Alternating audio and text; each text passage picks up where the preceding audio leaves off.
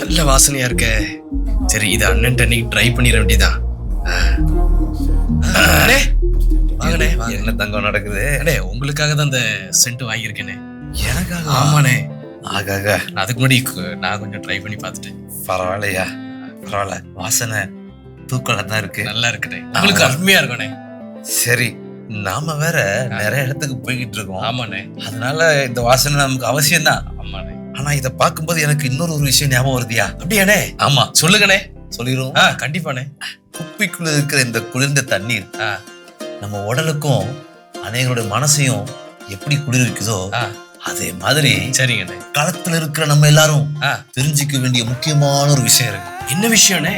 அதான் 2 கொரிந்தியர் 2:15 படி நீங்களும் நானும் நம்மளும் தேவனுக்கு நற்கந்தமா இருக்கணுமா. அப்போ இதை விட அவருக்கான மனம் வீசுறது ரொம்பவே பிரயோஜனமா இருக்கும் இல்லையா? ஆமா, கண்டிப்பா. சந்தோஷம். எனக்கு நீங்க தந்ததை நான் உங்களுக்கு திருப்பி தரேன். தேங்க்யூ அண்ணே. போயிட்டு வாங்கண்ணே. அண்ணன் என்ன சொன்னாரு?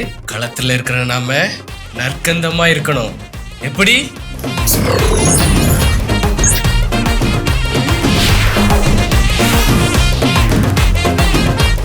ஹலோ, களத்தில் இருக்கும் நாம் நற்கந்தமாய் மனம் வீசுவோம்.